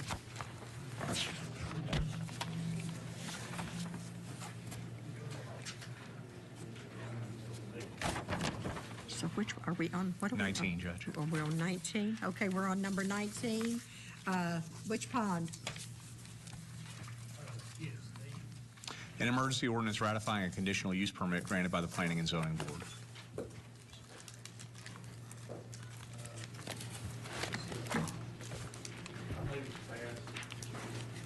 Second. I have a motion and a second. Any discussion? Any public comment? Carly, would you call the roll? Sue Madison? Joe Maxwell? Gary McHenry? Joe Patterson? Butch Pond? Bill Ussery? Daniel Balls? Harvey Bowman? Rick Cochran? Robert Dennis? Yes. Lisa Ecke? 22. Ann Harbison? Sharon Lloyd? Tom Lundstrom? Yes. Eva Madison? Item Okay, 20. next one is 20.3. The 20.1 and 20.2 is together. That's got the amendment to that. But now 20.3 is where you are, and this is Mr. Dennis. So 20.3, ma'am? 20.3, yes. No, That's, wait, Judge. Yes. The interlocal resolution. okay, I'm sorry, 20.1. And it's, Okay. and 20.2's I've got a rider on that also. So it's all in one package. Mr. Zago, would you read, please? A resolution approving an interlocal agreement with the City of Farmington regarding the regulation of community sewer systems. Well, this is exactly what it says, so I move that we accept this. Second. I have a motion and a second. Any discussion? Any public comment? Carly, call the roll. Sue Madison? Joe Maxwell? Gary McHenry? Joe Patterson? Butch Pond? Bill Ussery? Daniel Balls? Harvey Bowman?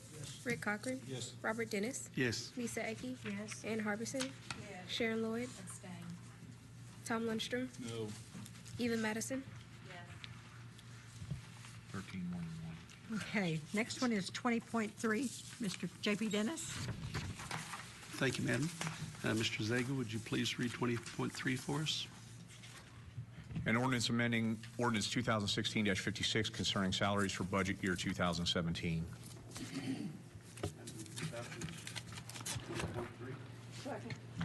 I have a motion and a second. Any discussion? Any public comment?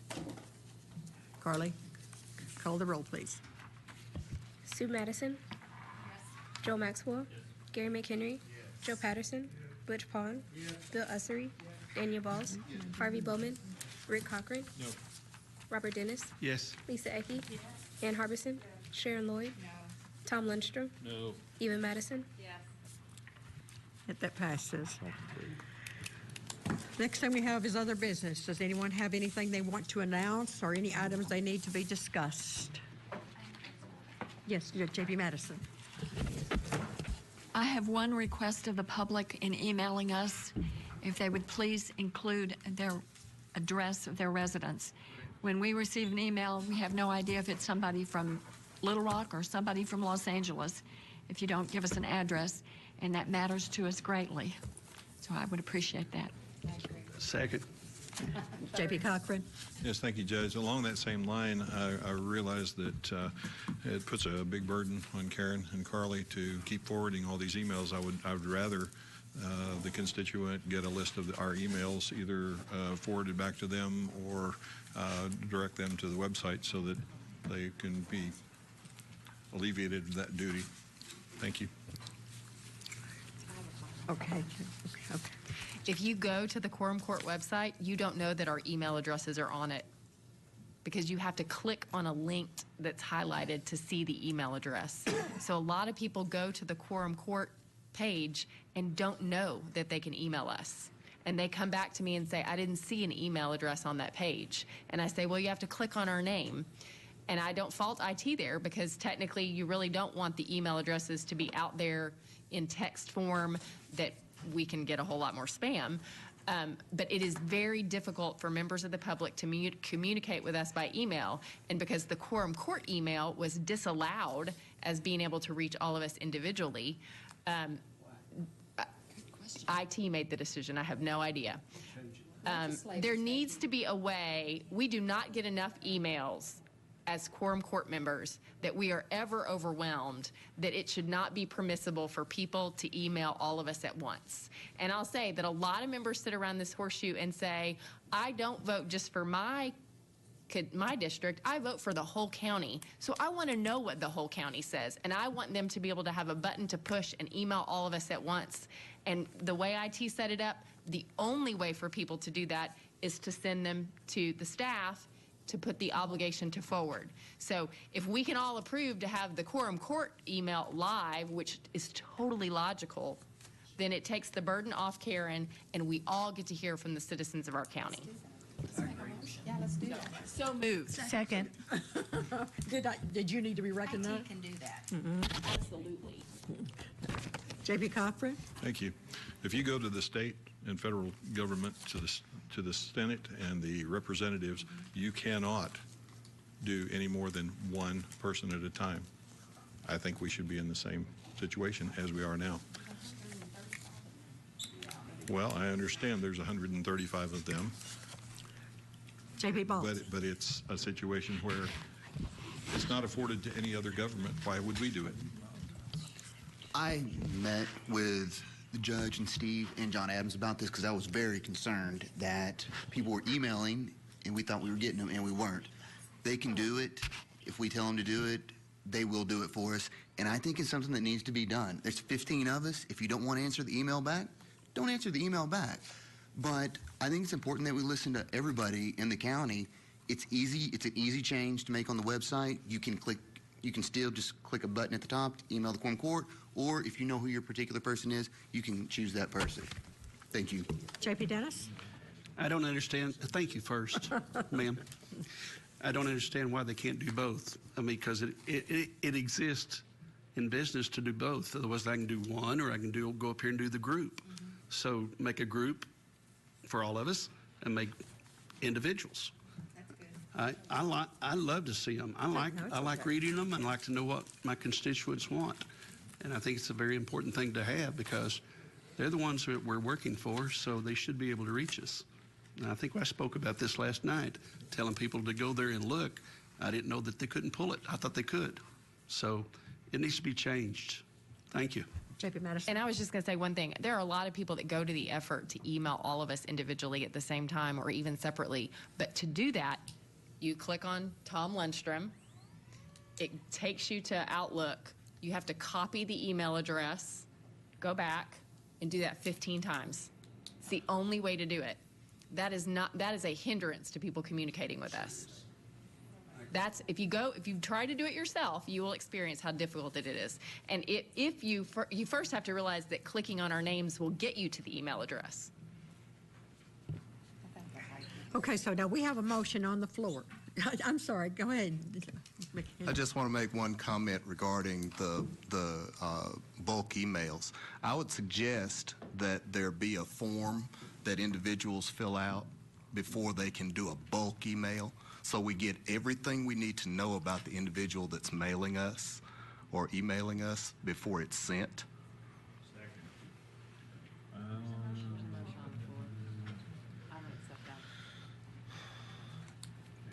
Got a question, Mr. Zaga? Well, there's two. There's a parliamentary issue and there's a substantive issue. I don't know that amends the motion. But even if it does, you get into some really interesting constitutional, and I know there are really good IT reasons. There were good business practice reasons to do what J.P. McHenry is talking about, but there are constitutional issues when you start putting those kinds of hoops in the way of people communicating with their elected officials. I get requests all the time from people to say, I need you to block this email address. I get them from IT. They're forwarded to me. And in the absence of criminal stuff in emails, threats, blackmail, we're public servants. You're going to get a certain amount of communication that you probably don't want. I'm hesitant to say that's something you can do in the public forum. Judge. Okay, but no, I'm sorry. Go right ahead. I probably made it sound more ominous than I meant for it to sound. We had already asked for the address of the people that mail us. I wouldn't necessarily want more than just knowing the name of the individual, where they're located. So, I mean, we can come up with a procedural way to accomplish what we want to do. We can get the information that we want without being so extensive. So I didn't mean to sound so ominous with the way I was proposing it. Okay. Now, we have a motion on the floor. Was it your motion, J.P. Dennis? Eva's. Okay. Tell us again. The motion is to create a feature on the Quorum Court page on our website where you can email all the Quorum Court at one time. And I had a second. Oh, that's all right. Or individually. Individually is already there. It's just not completely apparent. Can it be made easier for them? Yeah, it probably needs to say you have to, there needs to be some direction. Let's talk to the guru over there. From what I understand, we'll fix up a button that they can to do all, and then we'll try to make it clear that to click on each individual JP to send it. We can do that. Yes. Y'all just have to tell us that's what you want. Perfect. Yes, thank you. Okay, we're going to vote on this because Karen knows what you want. Call the roll, please. Sue Madison. Joe Maxwell. Gary McHenry. Joe Patterson. Butch Pond. Bill Ussery. Daniel Balls. Harvey Bowman. Rick Cochran. Robert Dennis. Yes. Lisa Ecke. Ann Harbison. Sharon Lloyd. Tom Lundstrom. Eva Madison. Joel. I don't know if this needs to be an or a motion, but I think just a suggestion that the newspaper doesn't publish your letter to the editor unless you put your name on it. And I think for most of us, I don't want to speak for everybody, but when I read somebody's email to me and they've given their address and their name, while it's not required, I give their comments much more weight when I can, especially when you can verify that they actually are a constituent of Washington County and they have a vested interest in what they're telling us about. I also weigh it very differently when, like this week, we've gotten several emails from people who don't live in the county. It's great to hear their opinion, but I tend to filter it differently. So I think maybe even just a blip there on our website that should they choose to give us their information, it means more to us. Anything else that needs to be discussed? Judge? Yes. You know, I've been thinking a lot about this thing about the road millage would it not be possible for us to approach city leadership about the fact that we're under all kinds of pressure out here with our budget, and we need to work out something that's more equitable for the county in the split on those things? You know, I kind of believe that a negotiated issue like that is far better than us jamming something down somebody's throat or trying to.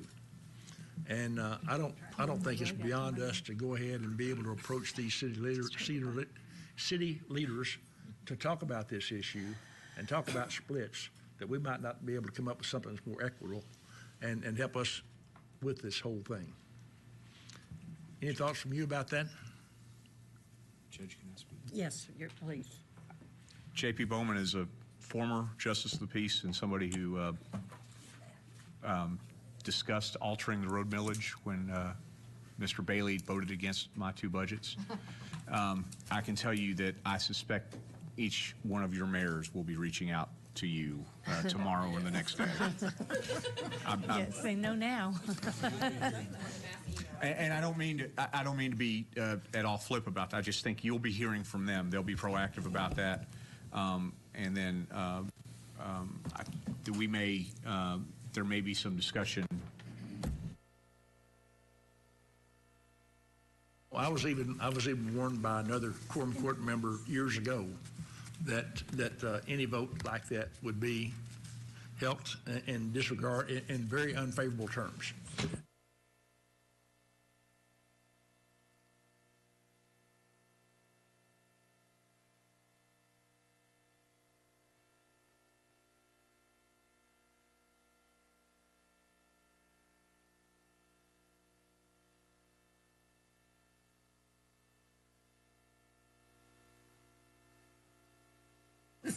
The whole thing is, She's not through talking yet. Oh, I'm sorry.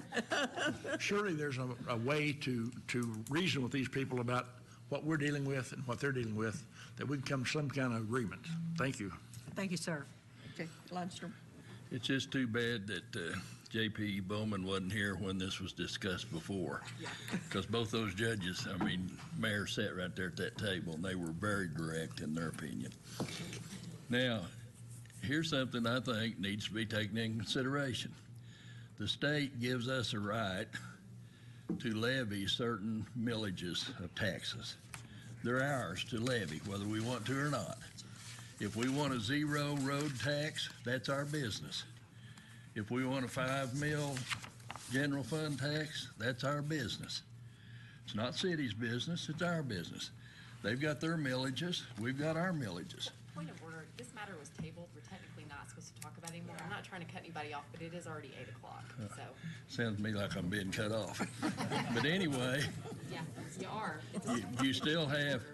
You still have those millages to do with as you please. And that's, to me, that's the bottom line. Thank you, Judge. One more thing, Judge, before we adjourn. There's some pumpkin pie and some coconut meringue pie in the break room for everybody.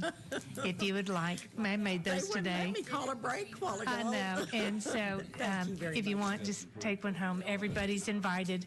There's plenty for everybody. Do I have a motion to adjourn?